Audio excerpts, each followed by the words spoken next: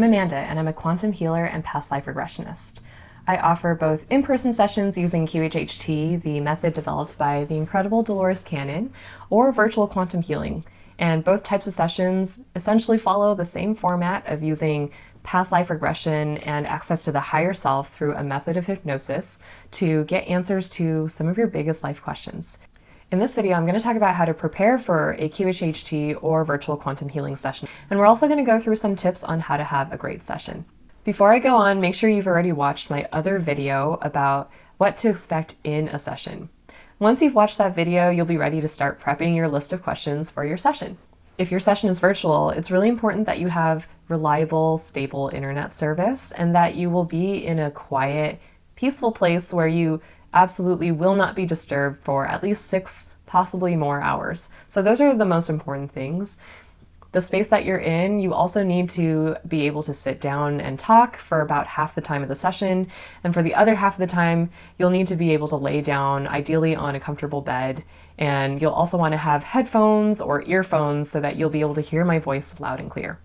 So let's talk about how to make that list of questions. When you first start prepping that list, you want to first allow yourself to get into a really quiet, peaceful state of mind. When you're in a really quiet, peaceful state, that's when you're most deeply connected to your higher self. And that's how you'll be able to come up with the right list of questions. I typically recommend meditating for at least a few minutes beforehand. So give yourself some time, meditate, do a little bit of deep breathing. I'll link a video below that I made on how to meditate using a very simple technique. And you'll find that clearing your mind will make it a lot easier for the right questions to come through. Once you're in a clear state of mind, you're going to want to pick at least 2 to 3 key themes to focus on. And once you have your themes, then the questions will start flowing. You'll be able to make your questions around the themes. The most common themes that I see are career/life purpose, relationships, and health. But your themes might be more specific than that. It's really up to you how you want to arrange your themes, and then you can arrange the questions around them. Typically, I would say keep it to 10 to 20 questions at the max, because any more than that, and we might not be able to get through the entire list. I'm always going to try to go through as many of your questions as possible, but there's always a chance that we might not get to it if it really takes all the way to the end of the time that I'm able to keep you under. That's why it's important to also prioritize your list of questions in order of importance. So keep your most important questions at the very top. And if you have any curiosity questions, it's totally fine to have those. Just leave those all at the bottom. If your session is going to be in person, make sure that you bring your questions on a physical sheet of paper, so either handwritten on the paper or printed out on a piece of paper. And if your session is virtual, make sure that you've emailed them to me or to your practitioner beforehand. Okay, let's talk about how to prepare your body and prepare your vessel for a session, because it's actually really important to make sure that you're as clean as possible.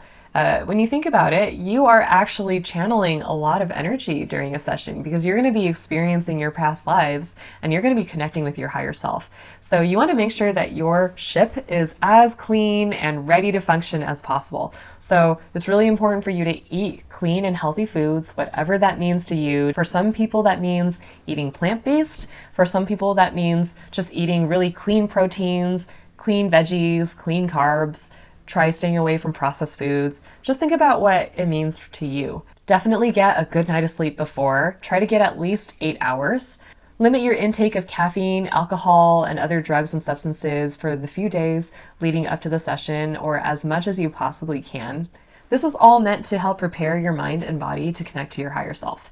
If you're not able to do all of this prep 100% perfectly, don't stress about it. If you are unable to sleep the night before and you come into the session on only 4 hours of sleep, do not worry. Everything happens for a reason and you're still going to have a great session.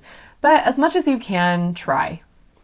On the morning of your session, make sure that you eat before coming in. Do not skip a meal, but try not to take any drugs that are unnecessary, any substances that are not absolutely essential.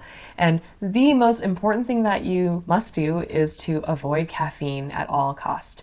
So that also applies to decaf coffee and teas, because yes, believe it or not, decaf coffees and teas still have caffeine in them. So try to avoid those as well, but it's totally fine to drink herbal tea because herbal tea does not have any caffeine. Okay, now I'm going to go through some tips on having a great session when you're actually in that hypnotic state of deep trance.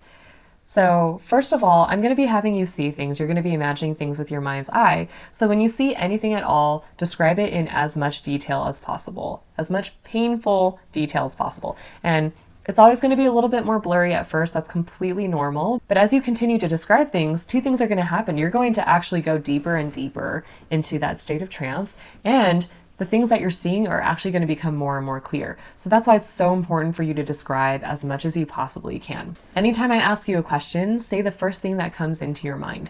So even if you don't know, or even if you have no idea consciously what the answer might be, I guarantee you the information is always there. It's just kind of like at the edge.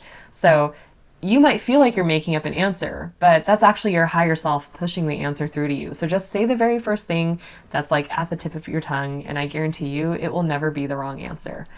Try as much as you can to avoid saying, I don't know. That's a very tempting answer to give. And, it comes out sometimes, like if you really consciously don't know the answer, you might really want to say, I don't know. But just remember, I don't know is actually an answer coming from your conscious mind, because your higher self actually does know the answer. They're the ones trying to push it through to you. So again, you might feel like you're making it up, but I can assure you, you are not. And when in doubt, just keep talking. Just keep blabbing as much as you can, because all that information is just going to keep flowing more and more as you continue to pull out answers and information. We're going to be talking to your higher self at one point in the session.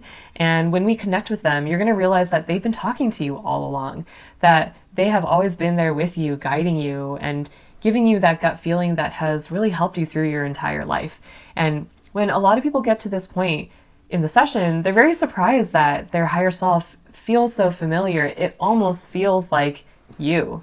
Sometimes it feels like you are your higher self. And some people actually can't even perceive the difference between their higher self and themselves. So the experience is a little bit different for everyone. Some people feel like their higher self is actually themselves, and for that reason, they might feel like they are answering all of their own questions. This is very normal, and I just want you to remember that if that's the case for you, don't worry about it. Just kind of, like I said earlier, continue saying the first thing that comes to your mind. Continue just answering with whatever pops into your head, and I can assure you that that's going to be the right answer. Having said that, there are some people that do experience their higher self as being what feels like a separate entity. Sometimes I will have clients that tell me that it feels like their higher self was floating above their body, or was, a separate entity from them. So that does happen too. And like I said, it's a little different for everyone. It's impossible for me to predict what it's going to feel like for you. But if you feel like you are answering your own questions, don't worry, because your higher self is actually you. They are the untethered, unlimited version of you that knows everything about what you've been through in your life, but they are actually you. And remember that it is extremely normal for your conscious mind to be aware of what's happening during a session. Remember, just because you're aware of what's happening does not mean that you're actually awake. And a lot of people find themselves worrying that they might be awake, or really doubting the experience, doubting what they saw, feeling like it was all too fantastical for it to be real, feeling like they made it up. And, all of that chatter is actually coming from your conscious mind. And your conscious mind might be unintentionally sabotaging the session. So when you feel your conscious mind doubting what you're seeing, doubting those experiences, and chattering incessantly during the session, just remember it's very normal for that to happen. That happens to almost every person that has a session. But don't allow them to stop the session. You want to do your best to just let them quiet down.